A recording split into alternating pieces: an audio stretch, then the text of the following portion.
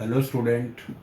आज हम tenth class की ज्योग्राफी का रिसोर्स एंड डेवलपमेंट के बारे में बात करेंगे।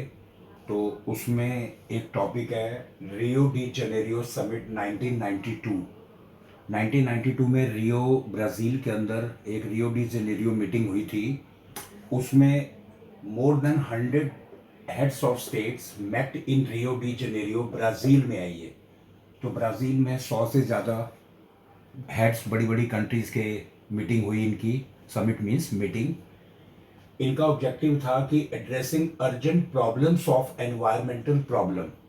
इन्होंने वहाँ पर जो डिस्कशन किया था वो वर्ल्ड की अर्जेंट प्रॉब्लम को लेकर के डिस्कशन हुआ था, और सोशियो इकोनॉमिक डेवलपमेंट की पूरे वर्ल्ड का सामाजिक और आर्थिक विकास कैसे हो। इन्होंने क्या किया, सभी हेड्स ने, they follow agenda 21 for achieving sustainable development.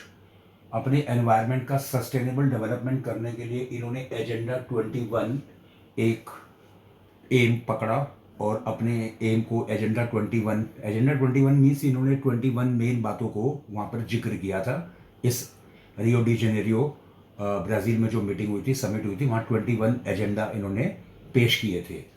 तो एजेंडा 21 में क्या एम था, एम क्या था, aims at achieving global sustainable development. Main बात कि इन्होंने एजेंडा 21 में मेन टॉपिक जो लिया था वो था सस्टेनेबल डेवलपमेंट, कि हम अपने सभी पूरे वर्ल्ड का, पर्टिकुलरली भारत का, पूरे वर्ल्ड का ऐसे तरीके से डेवलपमेंट करेंगे कि फ्यूचर जनरेशन की नीड को भी हमें पूरा ध्यान में रखना होगा। टू कम्बैट, इसमें और जो डिस्कशन हुआ था एजेंडा 21 में वो था कि to combat environmental damage, poverty, disease, global cooperation, mutual needs and responsibilities.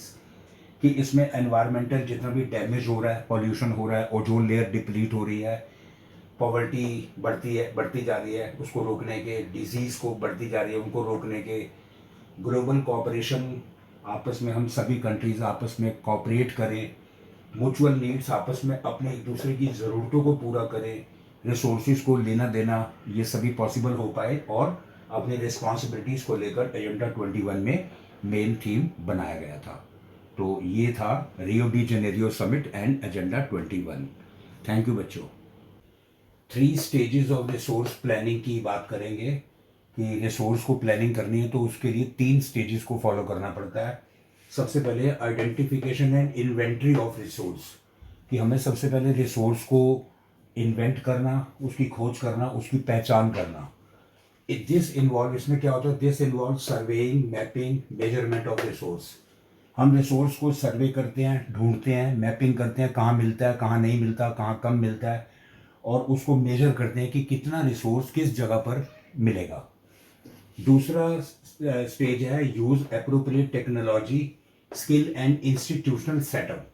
हम रिसोर्स की प्लानिंग करते समय में एप्रोप्रिएट टेक्नोलॉजी का इस्तेमाल करते हैं, स्किल का इस्तेमाल करते हैं, और इंस्टीट्यूशनल सेटअप की जो इंस्टीट्यूशन पता लगाएगी कि किस एरिया में रिसोर्स कौन से हैं और कितने हैं। उसके बाद matching the resource development plan, overall national development plan, कि जो रिसोर्स हैं उसको हम मैच करते हैं कि वो हमारे नेशनल डेवलपमेंट प्लान के साथ कितने मैच करेंगे। अर्थात इट मीन्स कि उसका देश के डेवलपमेंट में कितना कंट्रीब्यूशन होगा। और अगला टॉपिक है 3 feature of land use pattern in India. इसका मतलब है कि हमारी इंडिया में जो लैंड है उसका, लैंड को यूज करने का पैटर्न के 3 फीचर बताने हैं। तो लैंड यूज पैटर्न के 3 फीचर में फर्स्ट है परमानेंट पास्चर। पास्चर लैंड वो होती है जो एनिमल्स की ग्रेजिंग के लिए होती है। तो परमानेंट लैंड पास्चर जो है वो हैज़ डिक्रीज होता जा रहा है काफ़ी, क्योंकि बिल्डिंग बनती जा रही हैं, रोड बनती जा रही हैं, बड़े बड़े प्रोजेक्ट्स लगते जा रहे हैं। दूसरा है follow other than current fallow. Current fallow होता है जो हम जमीन खाली छोड़ देते हैं कुछ समय के लिए, साल 2 साल 3 साल के लिए। आइदर ऑफ, या तो ये पुअर क्वालिटी की हो गई है करंट फैलो, या तो ये लैंड पुअर क्वालिटी की है, या फिर cost of cultivation of such land is very high. या अगर हम इस करंट फैलो लैंड को कल्टीवेबल के उसके एबल बनाएंगे तो उसमें कॉस्ट काफ़ी ज़्यादा लगती है। और उसके बाद थर्ड फीचर है लैंड यूज पैटर्न का, वो है net sown area. Net sown area का मतलब होता है कि हम कितनी ज़मीन पर, कितनी लैंड पर एग्रीकल्चर कर सकते हैं। तो ये अलग अलग है। This varies from one state to another, हर स्टेट दूसरी स्टेट से नेट सोन एरिया अलग अलग है। For example over 80% in Punjab and Haryana, Punjab और हरियाणा में 80% से ज़्यादा लैंड नेट सोन एरिया में एग्रीकल्चर लैंड में इस्तेमाल की जाती है, उसमें एग्रीकल्चर क्रॉप्स पैदा होती हैं। लेकिन less than 10% in Andhra Pradesh, Mizoram, Manipur and Andaman and Nicobar island में 10% से भी कम ज़मीन ऐसी है, लैंड ऐसी है जिस पर एग्रीकल्चर प्रोडक्शन कम होता है। रीज़न क्या है? क्योंकि आंध्र प्रदेश, मिजोरम, मणिपुर और अंडमान निकोबार यहाँ पे फॉरेस्ट एरिया ज़्यादा है और यहाँ पर हिली एरिया है, तो एक एटमॉस्फेयर यहाँ का इतना कैपेबल नहीं है कि एग्रीकल्चर को की लैंड को हम ज़्यादा नेट सोन कर पाएँ। Thank you. Difference between bangar soil and khadar soil में क्या फ़र्क है? तो बांगर सॉइल को ओल्ड ऑलुवियल सॉइल भी कहते हैं, ये पुरानी मिट्टी होती है। This soil has higher concentration of kankar, इस मिट्टी में कंकर यानी छोटे छोटे स्टोन पार्टिकल, पत्थर के टुकड़े पाए जाते हैं। This soil is not good for cultivation, तो इसलिए ये बांगर सॉइल कल्टीवेशन के लिए अच्छी नहीं होती। दूसरी है खादर सॉइल, इसको कहते हैं न्यू ऑलुवियल सॉइल, ये नई मिट्टी होती है।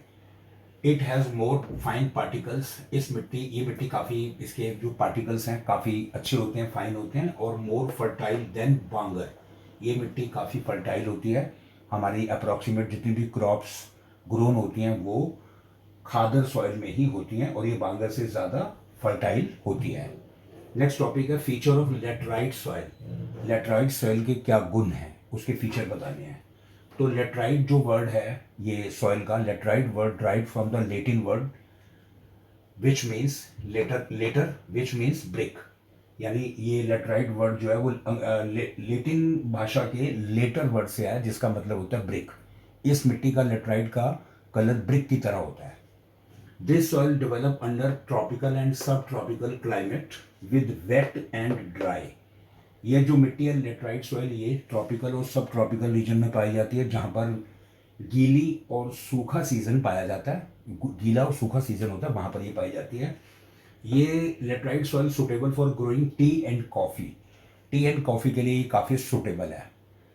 और ये find in hilly area of Karnataka, Kerala and Tamil Nadu में पाई जाती है। तो ये कर्नाटका, केरला और तमिलनाडु का एरिया आपको ध्यान में रखना है। लेटराइट सॉइल को इसमें मैप में भी इसको क्वेश्चन पूछा जाता है।